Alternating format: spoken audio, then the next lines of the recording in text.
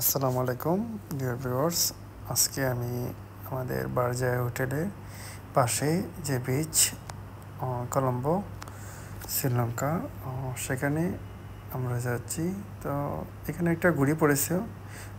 তো দুরিয়া একটা মেয়ে, দুটো মেয়ে চলে আসে। তো আমাদেরকে থেকে আমি বলছি, তোমরা এটা কি নিয়ে যাচ্ছ? তো ভয় পেয়ে গেছি। তারপরে ছোটো মেয়েটার হাতে দিয়ে বলছি কোনো সমস্যা নেই, ওকে। পরে আমরা নদীর তীরে যাচ্ছি। তো এখানে নদীর তীরে অনেকে ব্যবসা করতেছে, অনেক ধরনের ব্যবসা, বিভিন্ন ধরনের খেলনা নিয়ে আসে। তো এখানে অনেক ফরেনাররা আসে, দূর দূরান্ত থেকে এসে বাচ্চারা আসে। তো আপনারা তো ভালো জানেন যে খেলনা যেখানে থাকবে, বাচ্চা যারা যেখানে থাকবে, এখানে অবশ্যই খেলনা দোকান বসবে। তো এখানে খেলনা দোকান বসেছে, অনেক ধরনের আইটেম আছে এগুলা। তো শিশুরা দেখলে অবশ্যই তো খেলনা কিনবে, এই জন্য ওনারা এখানে খেলনা বসেছেন ভালো।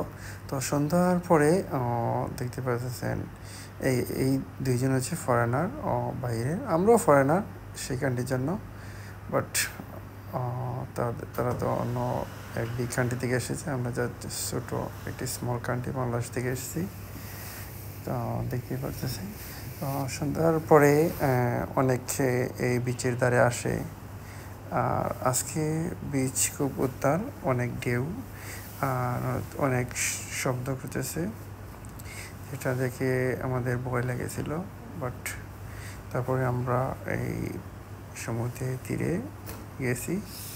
তো একটা জিনিস দেখলাম, সেখানে অনেকে খেলাধুলা করতেছে, অনেক ধরনের খেলাধুলা। আমি আপনাদেরকে দেখাবো। এদিকে সন্ধ্যা রাত হয়ে গেছে, অনেক প্রায় রাত 8টা বাজে। তো তারপরও কেউ এখান থেকে যায়নি। তো সবাই এসেছে। তো সমুদ্রের যে হাওয়াটা, সেটা উপভোগ করতেছে। তো এখানে অনেকে খেলা করতেছে। দেখেন এখানে বেশিরভাগ ফ্যামিলি মেম্বাররা আসে রাত্রে। তো তারা এখানে এসে আড্ডা দেয় আর খেলাধুলা করে।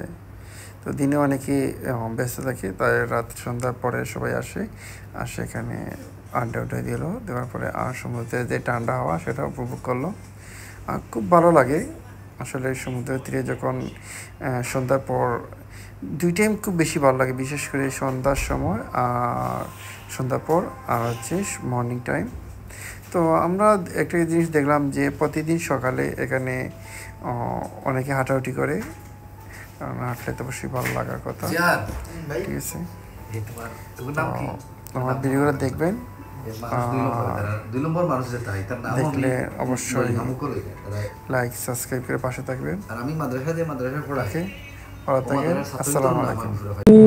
ধন্য পুষ্প ভরা আমাদের বসুন্ধরা, তাহার মাঝে আছে দেশে সকল দেশের সেরা। সবাই কি পারেন? ওইটা গাইতে পারেন? আওয়াজ পাচ্ছি না আমি আপনাদের কাছ থেকে। আমি আসলে অনেকটা অসুস্থ, এরপরও